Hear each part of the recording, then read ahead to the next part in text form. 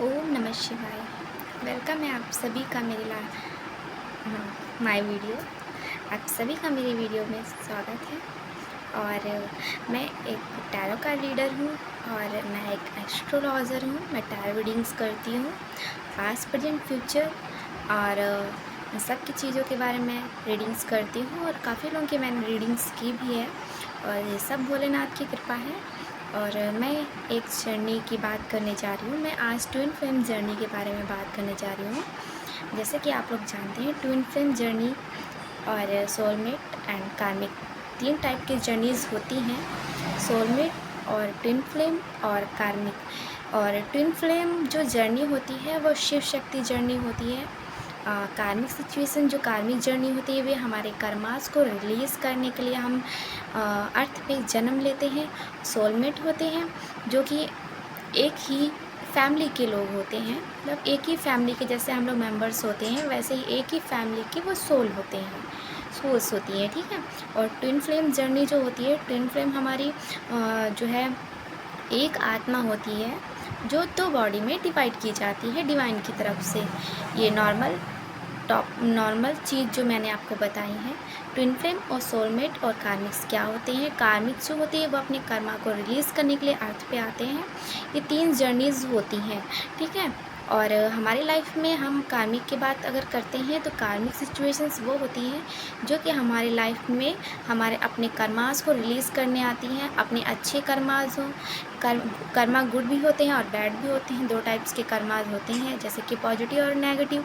आपने किसी के साथ पास्ट लाइफ में अच्छा किया है तो वो वापस आपको रिटर्न करने के लिए जन्म लेते हैं, और अगर आपने किसी के साथ बुरा किया है तो उसी तरह से वो आपके लाइफ में उस जर्नी को कंप्लीट करने के लिए आपकी लाइफ में भेजे जाते हैं, वो डिवाइन की तरफ से, ठीक है। तो वो लोग अपनी अपनी जर्नी को सभी कंप्लीट करने के लिए आते हैं।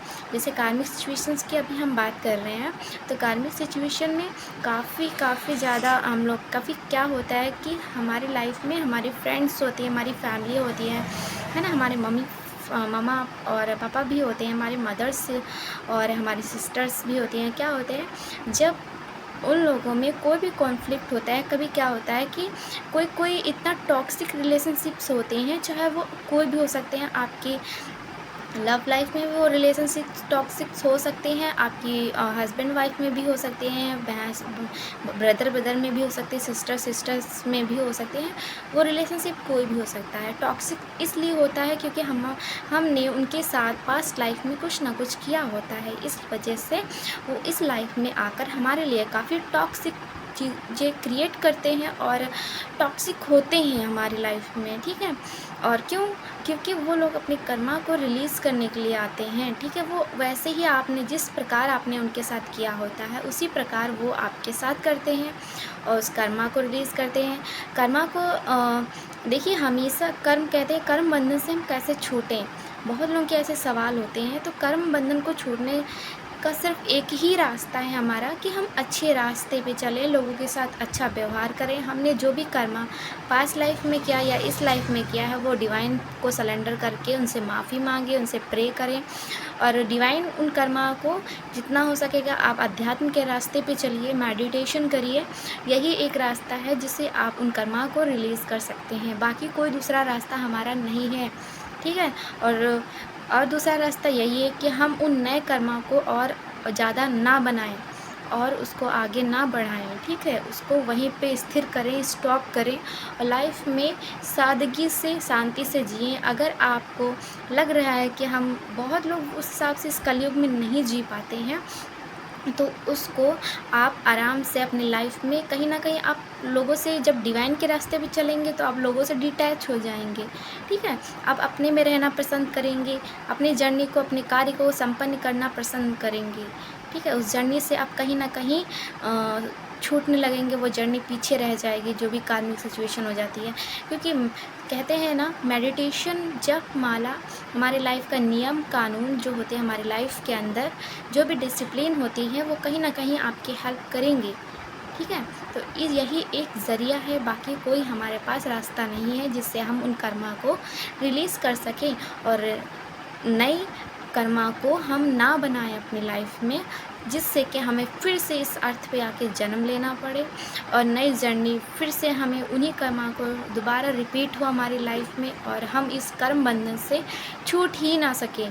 ऐसा ना हो, तो ऐसा ना होने का सिर्फ एक ही रास्ता है, वो है डिवाइन शिव। जिस शक्ति को आप मानते हो, जिस भी ईश्वर को आप मानते हो, जिस नाम से आप ईश्वर को पुकारते हो, आप उस नाम का जप करें, माला करें, उनको ही अपने मन के अंदर बिठा के रखें और रातों दिन उन्हीं के नाम को जपें। यही एक रास्ता है, हम अपने कर्मा को रिलीज़ कर सकते हैं। बाकी कोई दूसरा हमारे पास रास्ता नहीं है जिससे कि हम उन कर्मा को रिलीज़ कर सकें उससे।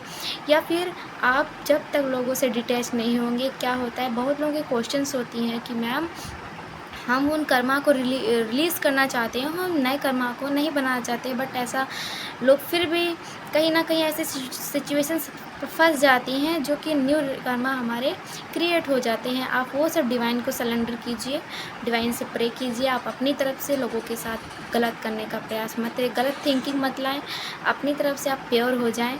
बाकी ईश्वर पे छोड़ दिया। अगर आपने ईश्वर का हाथ पकड़ा है तो ईश्वर भी आपका हाथ पकड़ेंगे, वो भी आपका साथ देंगे, अवश्य देंगे, लेकिन परीक्षाएं पहले लेंगे, आपकी परीक्षा लेंगे। आपको पहले पूरी तरीके से आपको टिटोलेंगे, आप इस रास्ते पे चलने लायक हैं कि नहीं। अभी जब तक आप अपने मन को स्वच्छ नहीं करेंगे, अपनी आत्मा को स्वच्छ नहीं करेंगे, तब तक कि आप डिवाइन के रास्ते पे नहीं चल पाएंगे, क्योंकि कहीं ना कहीं नेगेटिविटी आपके माइंड पे हावी करेगी।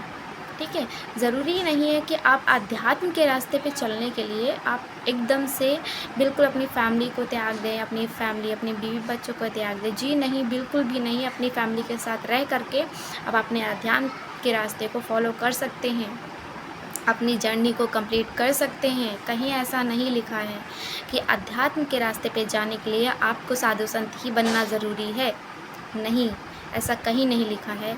ठीक है, आप अपनी लाइफ की जर्नी को कंप्लीट करते हुए भी आप आध्यात्मिक रास्ते को पूरा कर सकते हैं। ठीक है, लोगों को अच्छे सही रास्ते पे, न्याय के रास्ते पे लाना है, आपको सत्य के रास्ते पे लाना है। सत्य यही है और न्याय यही है, ईश्वर यही है, सत्य में ही ईश्वर है। ईश्वर कहीं आपको बाहर नहीं मिलेगा, ईश्वर हमारे मन के अंदर है, हमारी आत्मा में ईश्वर है। तो बस यही आपसे प्रे है कि आपने कर्मा को मत क्रिएट करें और जो भी कर्मा आपने किए हैं वो ईश्वर से क्षमा प्रार्थना करें, क्षमा माफ़ी मांगे और बोलें कि ईश्वर मुझे क्षमा कीजिए, मैं अपनी लाइफ में कुछ अच्छा करना चाह रहा हूँ और लाइफ में एक नई पॉजिटिविटी से लाइफ में आगे ग्रो करना चाहता हूँ, मुझे क्षमा कीजिए। मेरी मेडिटेशन कीजिए, नियम को फॉलो कीजिए। आज हमने कर्मा की जर्नी को आपसे शेयर किया है। नेक्स्ट मेरा टॉपिक जो रहेगा, वैसे ट्विन फ्लेम रिलेशनशिप के बारे में टॉपिक रहेगा और सोलमेट क्या होता है, उन सब चीज़ों के बारे में मैं आपसे शेयर करूँगी, जो कि डिवाइन के रास्ते पे मेरा जितना भी एक्सपीरियंस रहा है अभी तक के, मैं वो सारी जर्नी को शेयर करूँगी आप सभी के साथ। Thank you so much. ओम नमः शिवाय। जय शिव शंकर, जय महादेव, हर हर महादेव, जय Shiv Shankar. Thank you so much. Bye bye, take care all.